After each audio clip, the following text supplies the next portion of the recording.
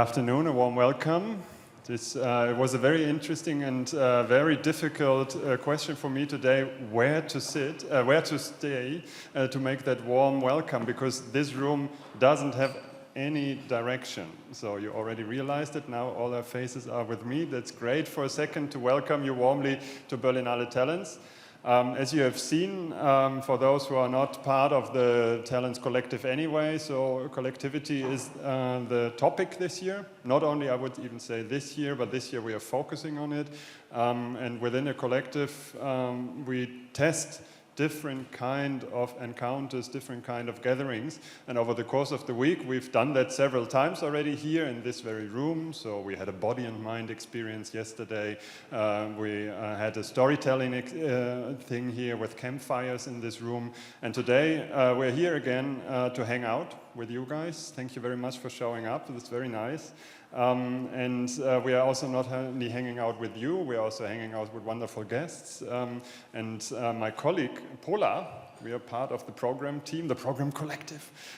So we'll introduce you to those guests, and then you can introduce yourself. Enjoy. Yes, hello, and it's really nice to see all of you finding a space. It's not right or wrong. It will be on the two screens. You will see the same thing, and it's nice because you can't figure out right now who is the guest that are invited.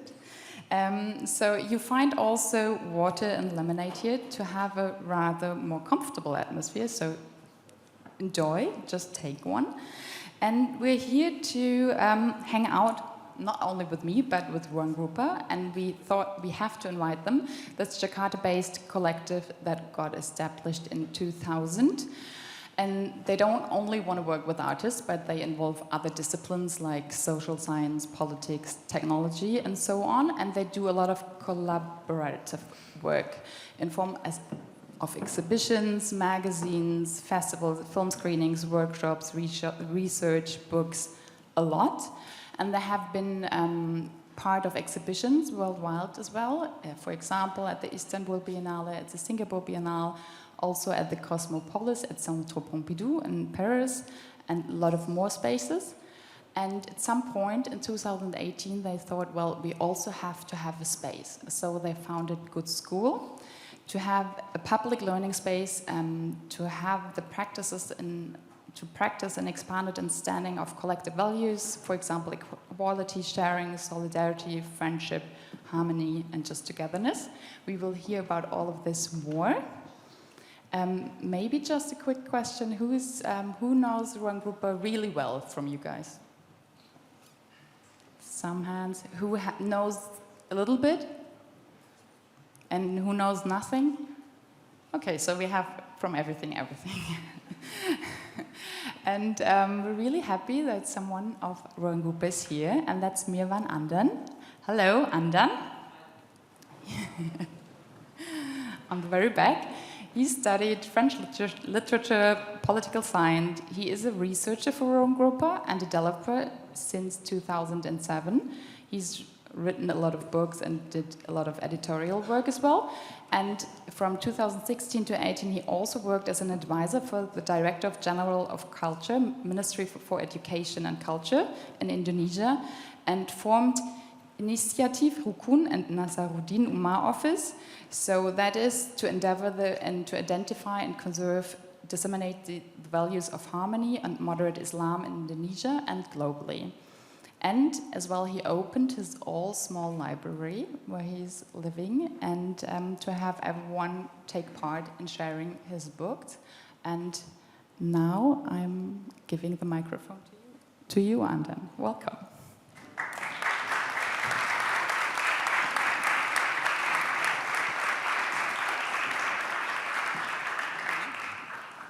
It's a cube. Thank you everybody for coming. First of all, thank you for Berlinale Talents. Thank you for Florian, Christine, Pola Hahn, and everybody who's been organizing this. I think that you started to organize this last year, right after the last Berlinale finish. And then thank you for inviting us here. I represent Ruangrupa to talk about collectivity, and also thank you for everybody that maybe some of you try to find out what is Ruangrupa is, and then maybe it's very, there are many information online, but I think it's not enough as long as you don't meet us in person or you hang out with us. The thing is that if you wanna get into the real atmosphere of what Ruangrupa is, you should hang out with Ruangrupa, with us in Indonesia. But thank you again for Berlinale Talents, to the openness, I say that this is limitless openness, because when we discussed earlier that we want to set up the room as a hangout place, and then they say it's fine, whatever you want, and then once I get into the room like 30 minutes ago, and then I said that it's perfect, because this is what I imagine. And then at the same time, this is also what they imagine about collectivity. Yeah. Once again, thank you for Berlinale Talents. So talking about collectivity, I want to start this conversations. I call it conversations rather than I speak one direction and then after that there's a Q&A. It's much more better to converse than to present in one direction style. So I want to start with asking all of you to propose any definitions or anything you have in mind. What is collectivity? Whoever want to raise hand, or maybe we should start from somebody that I know. Or maybe Reinhard van Hu. Reinhard van Hu is a friend from Rotterdam. He's been hanging out with us since 2000s. Yeah, because Ruangrupa was started in 2000, and he's been hanging out with us since 2000 up until now. The last time he visited Indonesia like a couple of years ago, and then sometimes we met at the airports and then just say hello, and then we met again somewhere in the airport. So yeah, mostly we met in the airport. So yeah, you want to say something?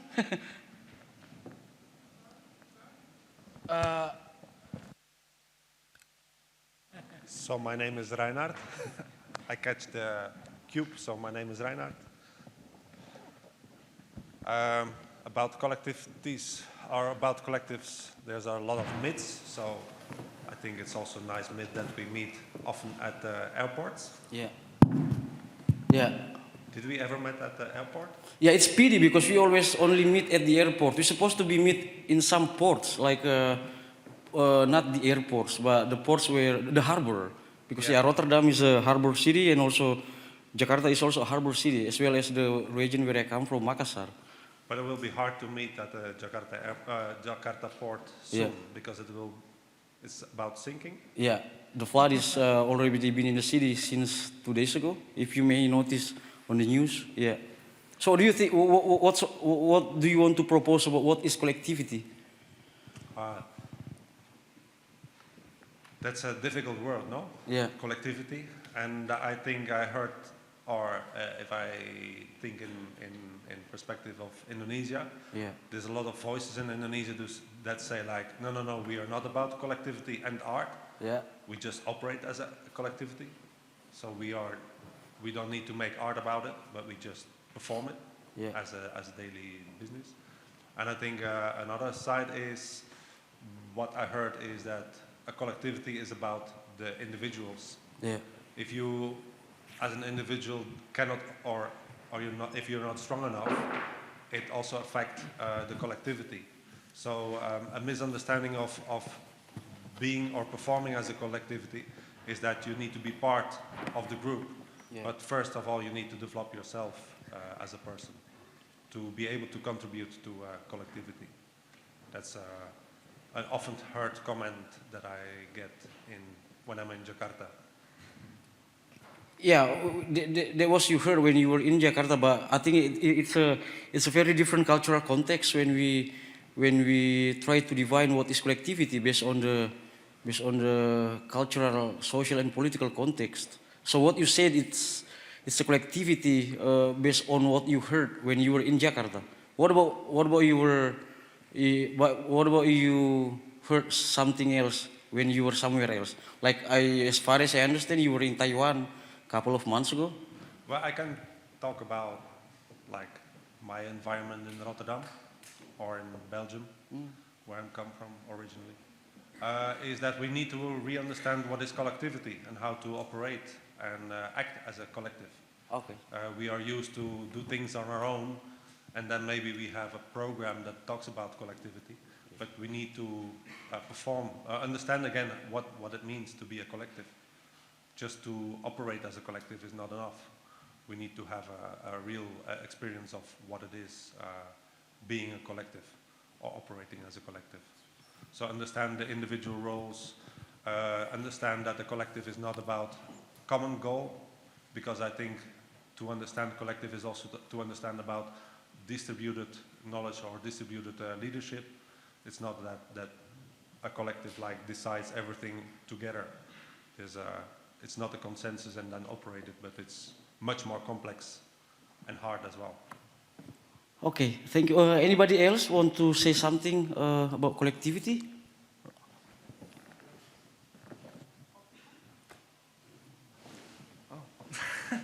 Great.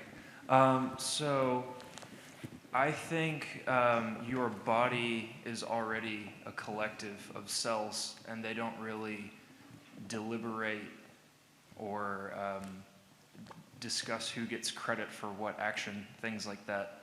It's just sort of like a natural phenomenon of entities coming together into one entity and sharing resources and acting as one body. And that's basically what we're talking about when we're talking about collectives here. And that's all.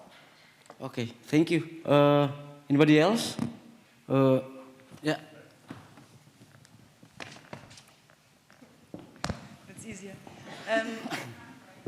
I think, and I think it's a bit in contrary to what you said, because I think collective is exactly the opposite of individualism, and is the thing that is the more. And a collective is not the sum of every individual that is in it. The interesting thing about it is what is happening more than if everybody would do the stuff on their own. So not the sum of all the individuals, but the thing that is more, this is for me the collective. Thank you. Anybody else? Lisabona, maybe you want to say something? Lisabona is a friend.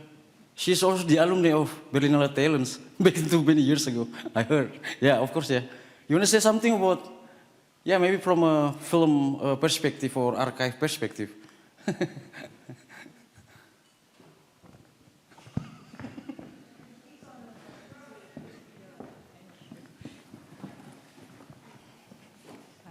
Thank you.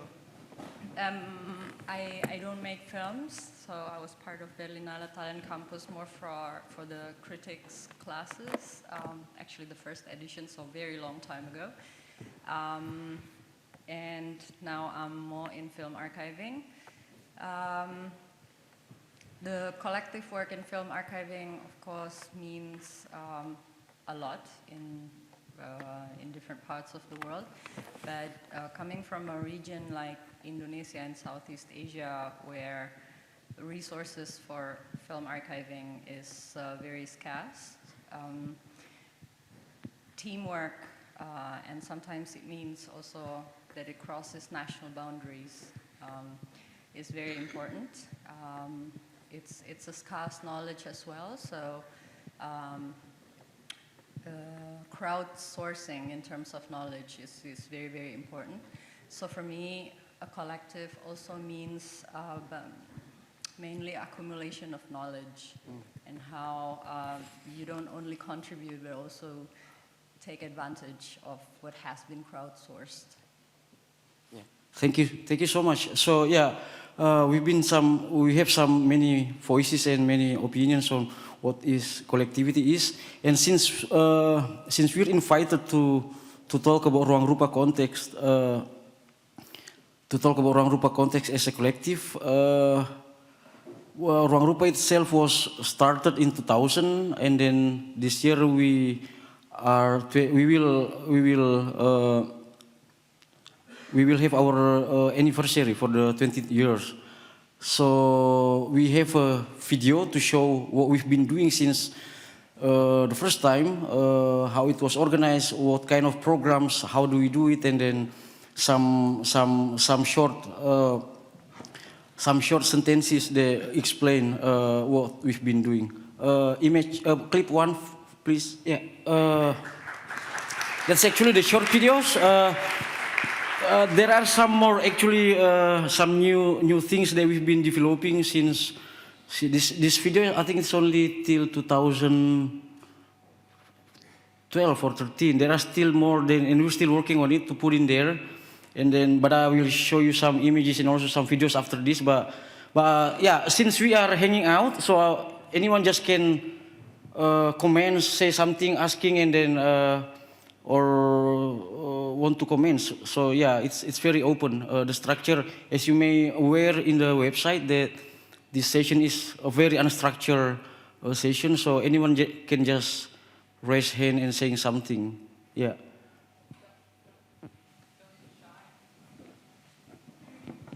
Don't be shy, just raise your hand, ask, tell Yeah. what you've seen there. Andan, behind you, to your left. Oh yeah. So my name is Sigrid. I have just a question. So do you follow up when you go to those places? And let's say you do these movies or you do some music event. Do you follow up later if this had an impact on the community? Or is this just something where you think, okay, we think this is we want to have this for the moment, and then we don't check what's going on later? Thank you for the questions, and I think that if I'm not alone here who can answer this. I mean, some friends who already also familiar with us can also just can add some comments and also answers. Yeah, that's the question is very very interesting because yeah, I'm gonna show some images of how we started earlier as a collective. Laptop, please.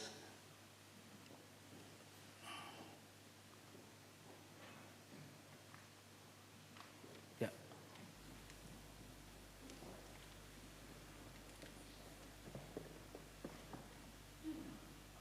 So this is Indonesia.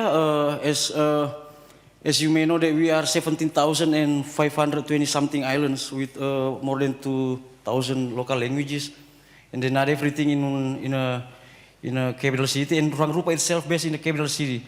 So regarding your question that do we follow up any places that we visit or we organize the programs? That's true because anytime we arrive in one certain place, what we are doing is not organizing something, but to hang out with the people, with the local. So it's because also all of us in Ruangrupa come from let's say like a middle class to lower class in society. Some of us really trying hard to live in a city, in a big city or capital city like Jakarta. So when Ruangrupa was started, it was not that we directly had a space, but we started it from a scratch, renting a living house. So yeah, this is one of the first living house that Ruangrupa had in 2000s as a place to hang out. As you may know, recognize that Ruangrupa was established soon after the fall of authoritarian regime in 1998. So the openness was in the air, was in the atmosphere, and everyone want to really had something to do or something to show for forming an organization, communities, collectives, initiatives, and so on. Some of them are still around, but some of them already not anymore. Due to, for example, they cannot continue because of they lost their space, and then all the people in there already disbanded, and they have something to do in somewhere else. So as you may recognize, that we always try to hang out with the people that we in the places where we organize something. Like we have this Rekfest in the village. We had this music festival We organize it in a camp near a mountain, and then what we do is hanging out with the local people to involve them in the music festival, whether as a performer, as an organizer, or in. And after the festival, we do not just leave the place, but also we keep coming all the time, some of us, and then try to do something after that, because in the next year, we will do the same. So answering your question about do we follow up, I think, yeah, I mean, even though it's much more easier, because there's the social media and also like WhatsApp group. Like WhatsApp group is it's very famous in Indonesia. Like in one day, you can be involved in at least one new WhatsApp group, discussing everything, like in new jobs, new things, or new programs. Yeah, I hope I answer your question. So anybody want to, yeah, Reinhard?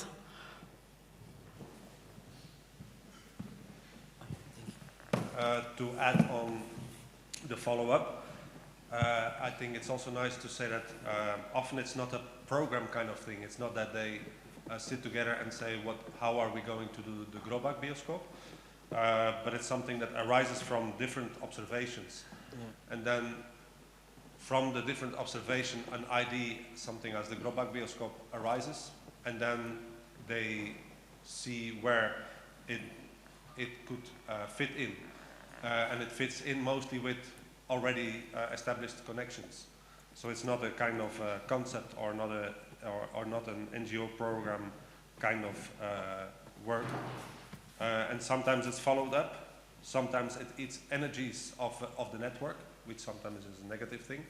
And sometimes it diverted into other actions. I think that's in contrast with like this is the concept and we're gonna do it. And it's done, then up to the next one, it's much more rooted in observations and slowly going to the project. Yeah.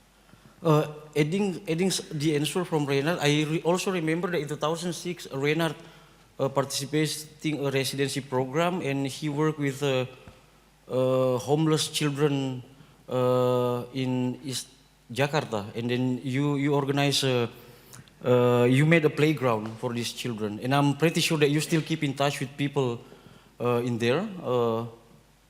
Yeah. Not at all? Okay. Not enough? Okay. But maybe also, I mean, when you do workshops, you leave something behind that you can't see, but it's still there and it grows. But do you leave sometimes like playground or artwork behind, that physical like marker of that you have been there and did something there? Yeah, for example, when we organize Sonsbeek transaction in 2000, when we curate, Ruangrupa curate Sonsbeek 2016 in Arnhem, Netherlands, one of the ideas that we did an exchange of a playground in a Sonsbeek park. We asked an artist to install an installation of playground for children, and then exchange it with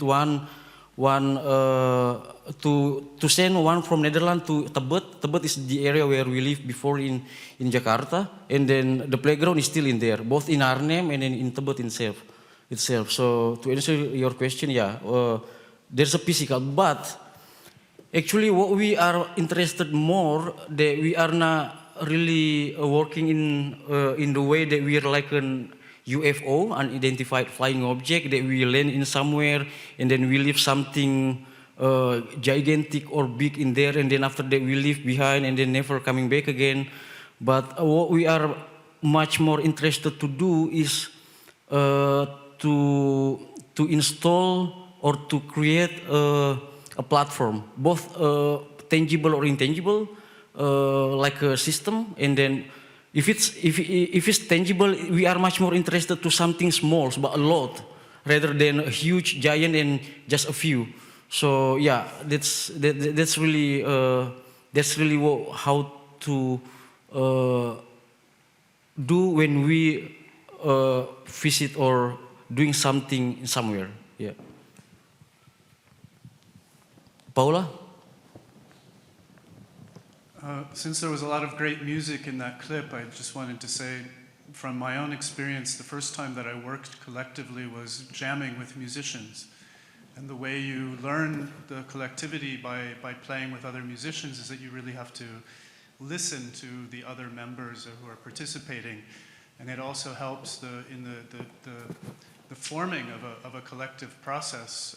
You kind of find your affinities with people that you work well with together, and then you become like a tight group sometimes that works well together rather than being completely open to, I mean, it's good to be open in general, but you find people that you work well with together, and then you can kind of become an ensemble from that collective process. So I just wanted to add that to the collective notions. Yeah. That's true, because legally, Ruangrupa was started in 2000. The year we started to have a paper as a legalized organization or institution. But actually, socially, some of the founders of Ruangrupa already hang out earlier, mid-90s, through music. So whether they organize a gig or small gigs, or they played in the same bands, or they attend music gigs together, then that's how the discussion started. And up until in 2000, they keep hanging out, and then all these people who founded Ruangrupa finally decided, why don't we just started something like an institution or a platform, organization, or whatever, or initiative. And then, yeah, that's how Ruangrupa was started. And if you may recognize, if you may notice that it's always started from a rented living house. Do not imagine that since the beginning, that we have a huge building to live in, but it was really started from rented living house, and it's really Indonesian style. If you're an initiative starting from below, from scratch, sometimes you don't have space, then that's how you organize yourself and your friends, renting a house, starting activities, forming programs, and so on. This is the fourth. I think this is the fourth rental living house we had. Yeah, this is the fourth one after we moved, because there is always gentrification, and when one place is gentrified, we move to another place, find another rental living house that we can rent, and then yeah. But for me, this was the best time of Ruangrupa in Tebet Timur so far.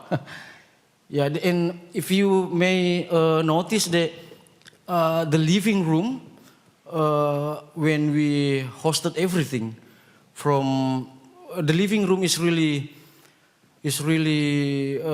something for us, because in a living room you can do everything. Like this is a program with. I think this is your residency program, no? Okay.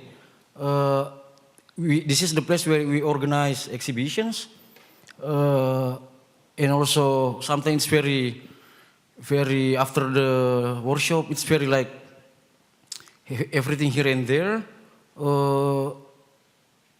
And also we organize a workshop and exhibition and music gigs in the same time. So it's so the living room is where you hosted people. So that's the reason why when we invited to Berlinale, we proposed this hanging out, because that's how we imagine, or that's how we speculate with the space as a place to hang out, or turn it into a living room. Yeah, like this, yeah. Actually, hanging out sounds always like a lot of fun. You seem like you hang out. How do you get your work done? Thank you for the question, because yeah, that's a very important question. That if we keep just hanging out when we work, when do we work? Yeah, when we hang out, you put everything on the table, like you discuss the books you just read, or the movies you just watched, the exhibition you just visited, or the somebody that you just call, that you crush on, or new contact or networks you just found somewhere. But yeah, and the network is very important here because since it was started, network for Ruangrupa is very, very, very important for us, and I think also for everyone. But that's the thing that while the network is supposed to, after we doing network, we always work because yeah, if it's network, if it's only yeah in network there is work. If it's no work, it's only net, and it's only for mosquitoes, not for human being. And that's how we actually that's how actually we operate. The hangout is one of the notion. But after that, people are working with their own style. But sometimes people also working while they hang out, listening people to talk or talking, but you just on your computer finishing something that no one knows. Yeah. Maybe talking about starting activities, can you tell us a little bit more about Good School, maybe? Yeah, Good School is Good School is a new platform we had since 2018. So I will continue this first. So this is the festival that we organize based on the spaces like this. So we, for example, use the National Gallery as a venue for our OK Video Festival, but do not imagine National Gallery here with a Western concept. National Gallery in Indonesia is very reachable, and then if we know people in there, we just can turn it into this polka dot style, and then they're fine with that. They're even funnier for them because so far it's only like a very pale and boring wall, but when we put polka dot in there, they're very happy. We also had this publication, a journal. In 2003, we already started to talk about this alternative space. Yeah, we also published this book. Yeah, and to answer your question, what is Good School?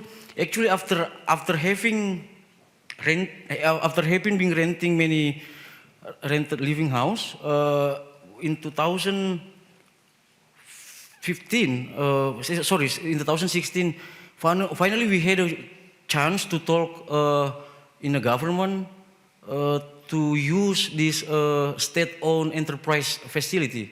So it's a huge warehouse they mostly not used, and then we have a way to talk with somebody in there, and then to use 2 buildings as a place to put everything that we have, and then we started this by working with some collectives, and then that's how we started an ecosystem. So ecosystem is a very new word we use since 5 years ago, and then this ecosystem is an awareness we started to have because we aware that Ruangrupa is not alone. So we try to work with other collectives to sustain, because that's how we use the word ecosystem.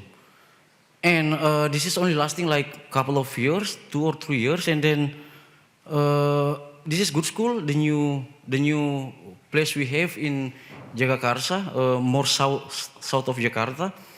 So yeah,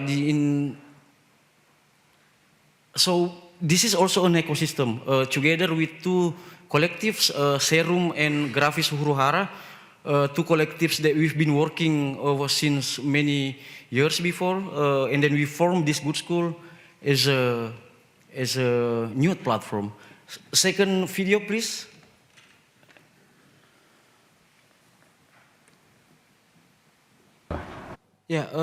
That's. I hope that the video can answer your question. But if anybody ever visited Good School before, and then you want to add something, or you ever experienced about Ruangrupa before, you may want to say something. Maybe Lena Reisner, I think that you visited Ruangrupa many years ago in doing research on Habibi, and then you hang out in the previous rented living house. Maybe you want to say something. Thank you. Yeah, I can say something. I just wouldn't know exactly where to start. I had some thoughts about collectivity and like how I know it, like from here, from the Berlin context, or from a European context, is like where I see collectivity most often is in artist-run spaces, or forms of self-organization, in Hausprojekten, or in when it comes to activism, like basically every kind of structure that operates outside of the institutions. And as we have like a great number of institutions in Berlin, of course, but also like everywhere in Germany, in every smaller city, like we have this great wealth of cultural institutions. And I find it very important to consider that Jakarta has a very, very different cultural landscape that can by no means sort of like understands with the terms that we are comfortable with describing what we find here. So it's a very different cultural landscape. And while sort of you can say something about how you have sort of like public funding or not, right?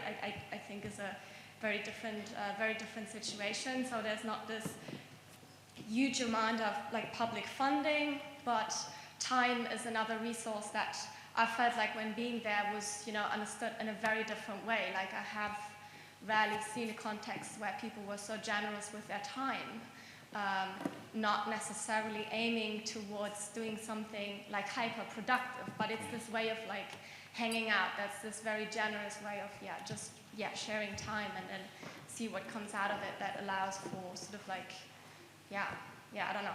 I think that the term of the ecosystem is very beautiful as well to describe how then, from this idea of collectivity or these forms of organizing and other, like forms of solidarity also become possible or are necessary. I very much like also the terminology that you come up with, like from this particular experiences and from these contexts that you've been, extending and bringing to other places as well. So, it's very... Since you mentioned about the context, especially the German context where we are now, so when we found that German society, for example, as far as I understand, please correct me if I'm wrong, I learned from the language that everything is well structured. The cases of gender cases or genitive, accusative, or regelmäßige Verben. But the best part is I found that there is always Ausnahme. So there is always exception. And that's maybe where we can meet in the intersection, because exception is always something that makes something possible to happen. So like in Indonesian context, in our language we don't have the gender cases. We don't have the gender cases, and everything is, you won't find this the differences of adjectives changes because of the position in the sentences. So it's very different context. But again, this exception or Ausnahme is for me is very strong concept to find out more,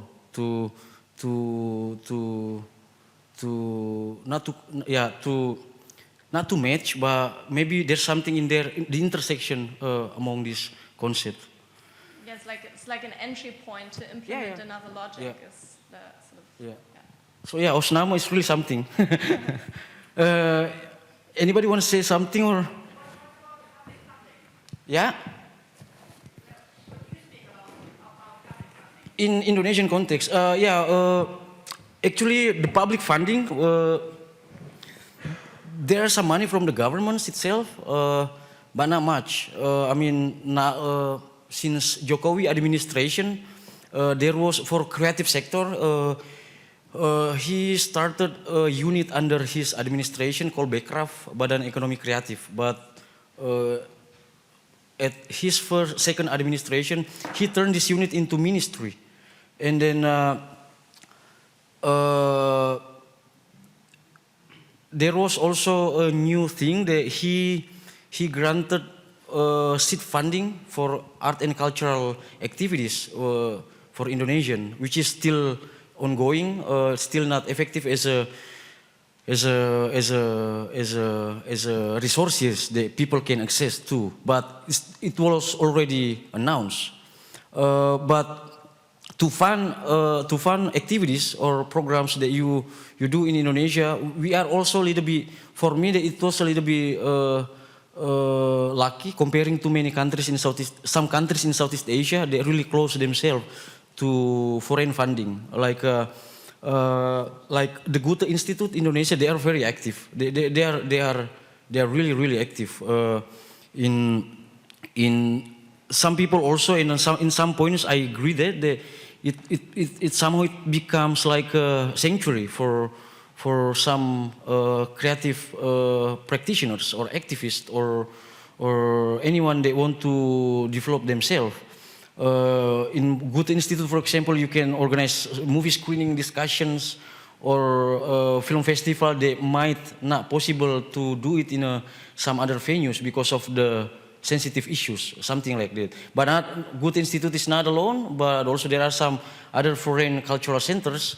But also the government, like as you saw that we use the National Gallery as a venue, National Gallery and also a National Museum as a venues to organize. And there are always some possibilities to reach out people who are in charge in there to collaborate with.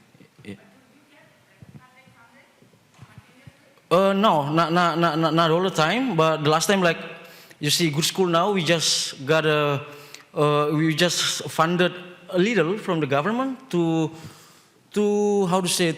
renovate the building, because actually this was a futsal. It was a futsal station where you play mini football, and then we were interested to use it as and turn it into a space like this, where everything like classes, music gigs. We have a small hall, a hangout place. Yeah, like this. There's a coffee shop. This is the classroom, and then this is this is when we open it, and then we invite people around Good School. I mean the people who live there much earlier than us. So that's why I mentioned it. The first thing we always do is try to connect and hang out with people there rather than organize something or form a program. But do you charge, or is everything like just open to the public and you don't have to pay any entry fee to get more people be able to take part in it? Actually, for Good School context, we have a program, one long year program for people to learn collectivity, to learn and also criticizing collectivity. It's like a one long residency program, but we don't call it as a residency. We just call it a one long year program. But it's a Good School context. But in Ruangrupa's context or this place context, or you just can come hang out. We have a coffee shop. It's a public space where anyone just can sit and then ordering coffee, sit there, and then and there are always people there to talk with. But if you ask that, we always have this question that do we recognize membership concept? We don't have this membership concept. Like some of us, including me, like I started to hang out with Ruangrupa in 2005. Up until I realized that I'm part of them, and then I keep hanging out with them up until now. And also some of friends did the same. They started just to hang out, drink coffee, and then they finally realized they are trapped in some programs, and then that's how they being part of us. So there's no like but for Good School, yes, there's a 1 year long program, and also we have a short course. We have a short course program, so you can find more about this in a Good School website called goodschool.art. If I may.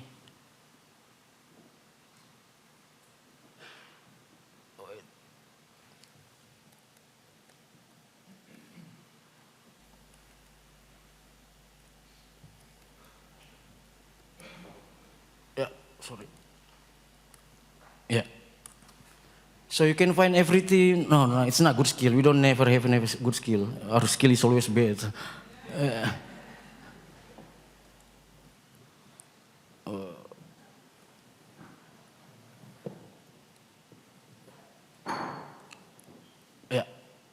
So you can find everything, information or the ongoing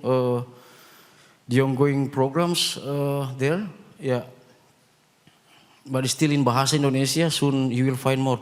But if you want to find more about Ruangrupa, you can go to the website. Now it's in 2 languages, English and Bahasa Indonesia. Yeah. Like here. Anybody want to say something or comments or yeah?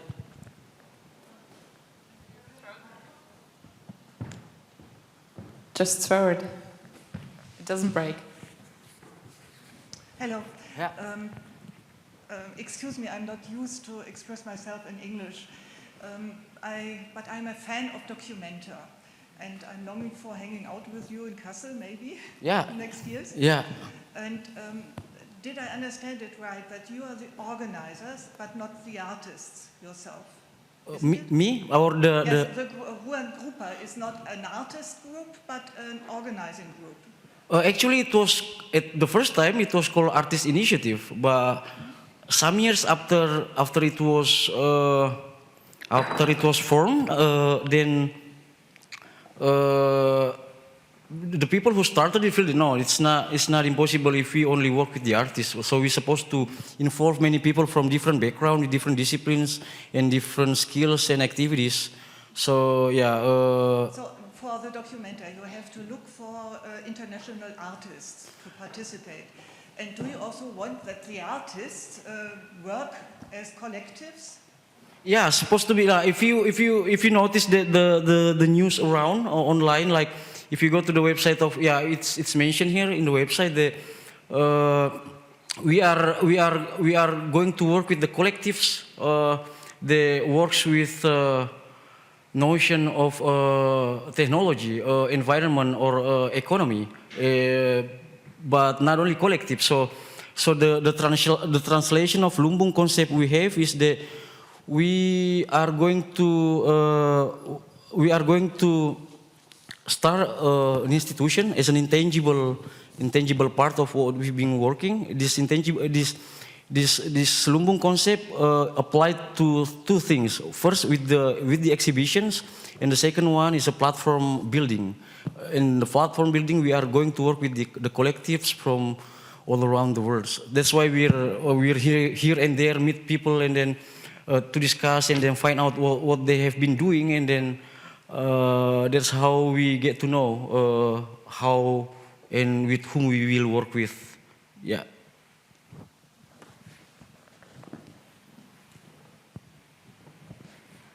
Anybody want to, or Renard, maybe you want to say something? Renard, we work with him in Sonsbeek transaction 2016 in Arnhem, where he was in charge for the Ruruhuis. Ruruhuis is like a place where we started for people to hang out, and then anyone just can propose anything to be presented there. Can be exhibition, talks, films, or I remember like there was a guy who came with hundreds of images of the history of basis in Arnhem, and then we just find a time for him to do presentation, and then we just invite people to come to see the presentation. Yeah. Yeah, true. But I wanted to add a little bit to your question that Ruangrupa is a group of people, of individuals, and some of them are individual artists and also individual curators. First of all, they are citizens of Jakarta. That's the first position they work from. So they operate individually in different roles. And as a collective, Ruangrupa itself, they also are invited as an artist. And as a collective, Ruangrupa, they also curate exhibitions. So it's a lot of different kind of positions that they take in. So that's, and for documenta, they will operate as the curator, of course. Yeah.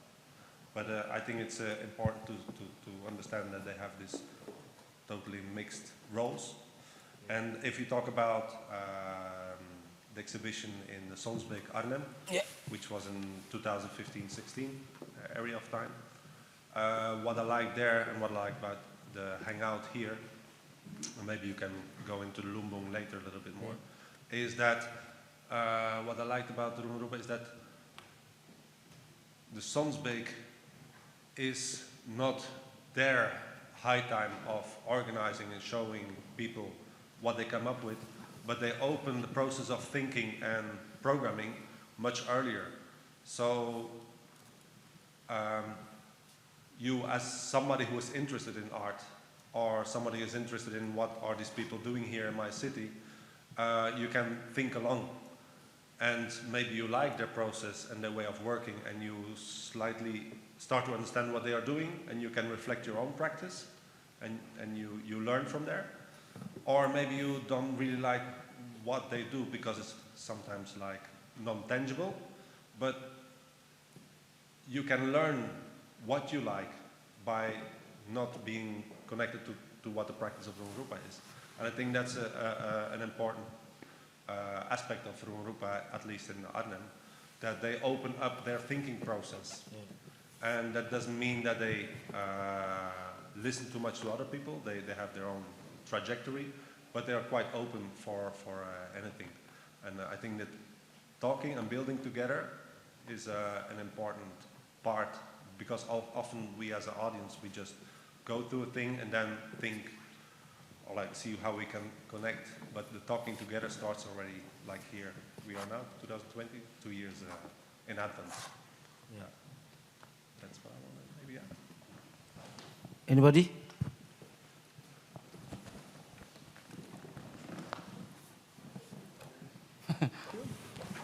Hello, and I would love to hear your thoughts about the similarities and maybe also the difference between your work and what you have been seeing in developing countries like Brazil and so on, about this collectivity. The countries, what? The developing countries like Brazil, and about similarities and difference of collectiveness in such countries. Yeah, we were in Sao Paulo to participate Sao Paulo Biennale, and then we found there are some similarities. There are some similarities in some points. Like for example, in educational activism, we are much inspired by the work of Paulo Freire, the pedagogy of the oppressed. And it was earlier translated in Bahasa Indonesia in early 80s. It was like one of the most important texts they read by the activists. And then that's how they were inspired to start their own initiatives in the educational platform. In Ruangrupa itself, somehow indirectly were inspired by these works. And in terms of collectives, like in Brazil or in some other places in the world, including in let's say in a southern hemisphere of the world, or in the southern hemisphere of the world, I think we are in the same boat. I mean, we are in the same boat somehow. Some of them can sustain. Some of them stop because of lack of resources, and then so on. That's the reason why we are much interested to work on the notion of lumbung. Lumbung is the concept that maybe some of you already read it online. That's the concept that we are bringing to this incoming documenta, where this notion that we are inspired a lot by agricultural system. Lumbung means a rice barn, where a community of people put everything after harvesting in one place, and then they can access it. For example, in a dry season where you can grow anything. So it's a way to survive in harsh situations. So yeah, that's it. To answer your question, that most of these initiatives of collective but I think they also in the Western Hemisphere, like in European countries, or I remember in 2012. Sorry, I went to there was a discussion in Los Angeles about collectives, and then there was a fundraising because one of the organizations are going to close if they cannot afford to pay the space they've been using as a place to organize their programs. I think, but in the developed countries context, because there is also this experience of colonized before, So yeah, most of the time we are in the same boat. Yeah.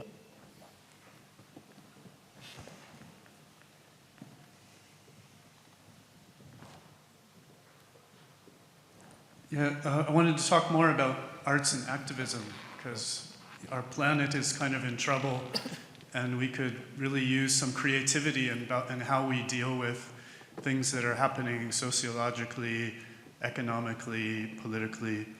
And it seems like your praxis of putting things into the community is already a great start to trigger things so that we can think about creatively how we're going to work around some of these problems that we're facing.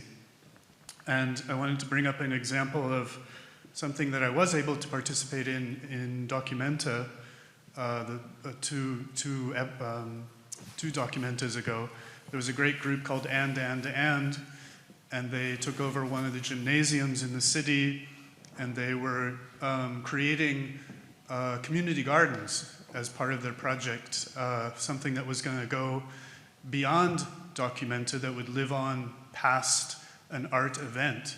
So I just want to ask you maybe or to think in this direction of like, how do we work with our creativity in a way that goes outside the bubble of just an art event, but becomes part of like the infrastructure or the interactions that happen in day-to-day community.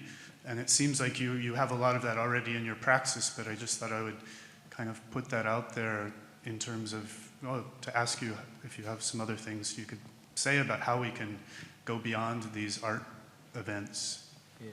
Yeah, I need to say that since you mentioned previous documenta, and also I need to say that 10 of us in the team now doing this, only one of us who ever visited documenta. So 9 of us never visited documenta before, and it's even better for us because so we can doing something that maybe can something else. Yeah. But yeah, to answer your also question that doing the research since last year, for example, we visited some natural farming communities in Indonesia where they started not to use chemical fertilizer since 8 years ago, and they've been doing it for 8 years. They have not been used anymore pesticide, fungicide, or fungicide and herbicide, which they've been digging into the traditional knowledge of their ancestors on how to do natural farming, and also of course they learn from YouTube and also some other knowledge platform resources. And for us, it's really inspiring because of they try not to use the toxicity in making the things to feed human. So this lumbung notion is also a way to we are trying to we will work with certain kind of concept and then values which are here. Yeah, humor is one of the most important keyword because yeah, we really like humor. So humor, generosity, courage, independence, sufficiency, locally anchor, and also locally active anchor. So it's the values. They actually we've been practicing in Ruangrupa itself, but in some points also it's Indonesian social life in some points. But in Ruangrupa itself, this is what we finally realized. Oh, this is what we've been actually the values that we like in Ruangrupa. Like we really like in Ruangrupa, we really like to see if anybody can get something or achieve something better than us. Like this is very. I come from a ethnicity called Bugis. I'm a Bugis. I come from a Bugis region in South Sulawesi. If you may know a scholar from French, what's his name again? a French scholar based in École des Hautes Anciens Sociales. He wrote a very book on Bugis people. And in Bugis people, there is a concept called matola palalo. Matola palalo means that you really like to see or to witness the one that come along with you, whether as a student or as somebody who learns something from you, and then he can be much better or achieve something bigger than you. So this is what we really like to do. Yeah. Anybody want to? Yeah. Yeah, I wanted to ask you if what about ethnicities and religious orientations? Is your collective open to different ethnicities, and which role do they play? And yeah, how is Indonesia developing into that direction?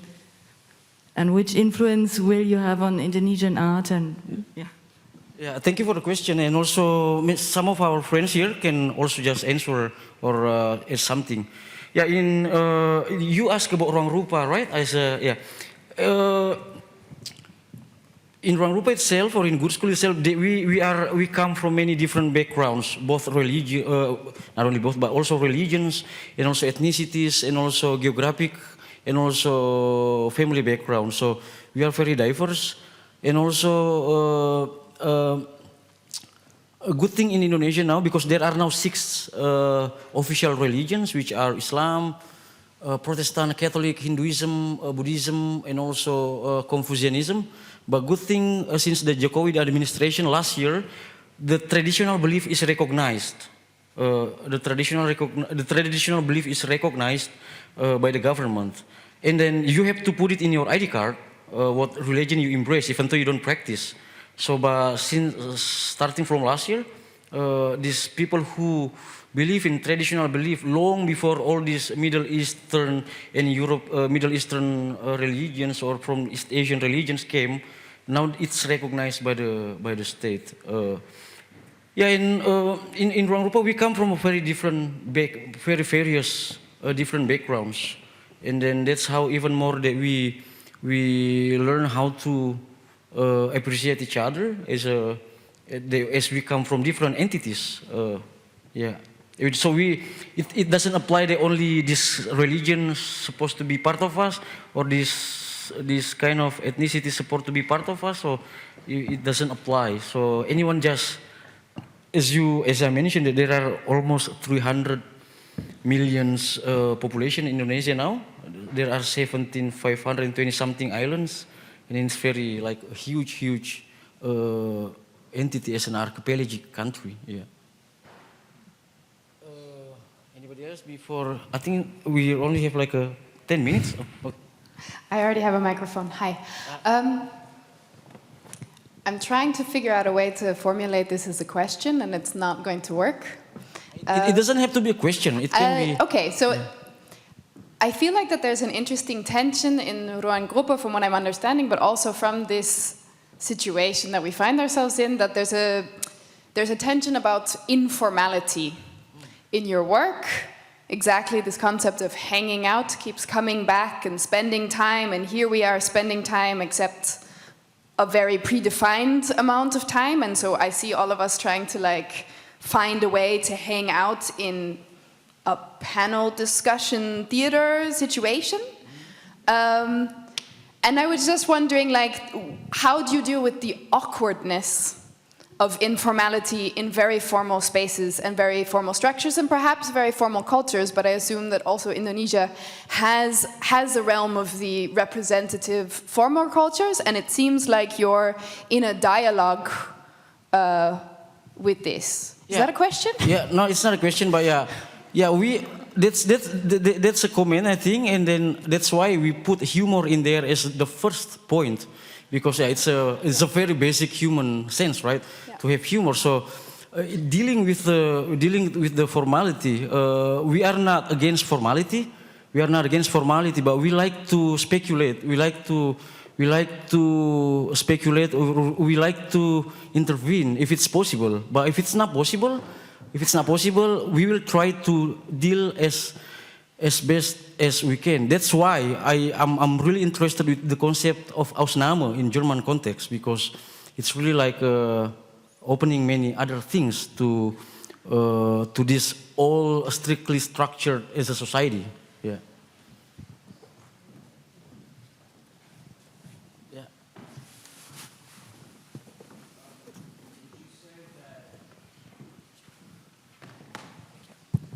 Would you say that humor has the potential to provide structure in an informal setting, in a sense, and that's why maybe it's at the top? It's much more interesting to do humor in an organic way, or more natural, rather than to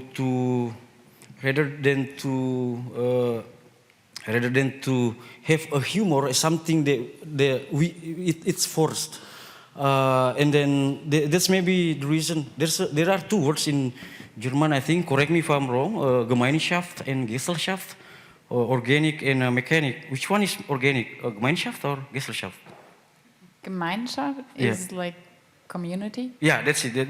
So we are really like to do the organic ways of doing humor rather than to formulate it as a points. So the things like this, to gain more humor, we're supposed to hang out more, and not in a situation where we can be very fluid, not in a very static situations. Yeah. I think maybe what you mentioned so far, what you said now about fluidity, that you also are changing as a group. I mean, over the time of period you joined, for example, Ruangrupa, they're different people change over the time, so the collective Ruangrupa is not the same today as it was, and will never be, because it's constantly changing, and that's also what you wanted to be, right? Yeah, that's also a very interesting question, because what we are now is really different than 20 years ago, when there was no WhatsApp or Facebook or even Instagram or all these online social media platforms.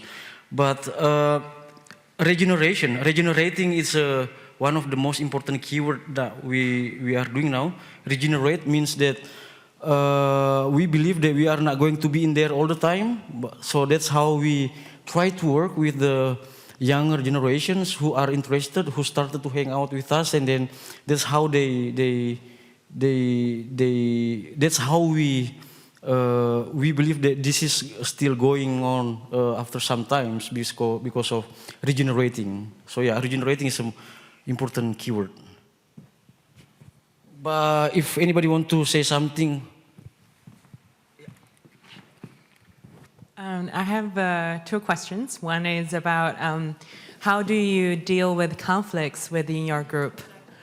And the second one is, how do you say, so currently you're a great inspiration for my work and my group work. We actually talked to one of your members before about a project that we're doing right now that is supposed to be happening in China. So in face of the pandemic, it's kind of trouble at the moment. And I wonder, what can you do, or what do you suggest we could do when we cannot hang out due to certain problems? Yeah, thank you. About conflict, conflict is always overrated. So conflict is always overrated, and then that's how we. Conflicts are everywhere, but as I said, sometimes it's overrated or over dramatized. So yeah, we always find ways. We always find ways to reduce. For example, like cooking, yeah, or karaoke, cooking or karaoke, or that's how sometimes we deal with the conflicts among us. I mean, yeah, correct me if I'm wrong. If some of you all know that, yeah, there are many ways to I'm pretty sure that we really hate conflicts, because conflicts reduce the quality of our human being, the quality of our humanity. So, but that's how we always try to find a way to not to overrate the conflict by doing many other things like hanging out, cooking, or karaoke. So yeah. So if your question is if you cannot hang out, is there any place in the world that you can hang out? This is new for me that you cannot hang out. For example, in terms of the Pandemic. You're not supposed to hang out with other people. Yeah. Yeah, I mean, if you have to save yourself, not to hang out to save yourself, it's much better to save yourself at home rather than hang out and then you are infected. So yeah. In terms of your practice, like hang out, like being with the other people in a group is kind of essential as your practice. And if this cannot happen, what would you suggest? But also the technology is getting much better now. Like even Google, he has a feature of Google Hangout. So if you can hang out in physical, so you can virtually hang out. So yeah.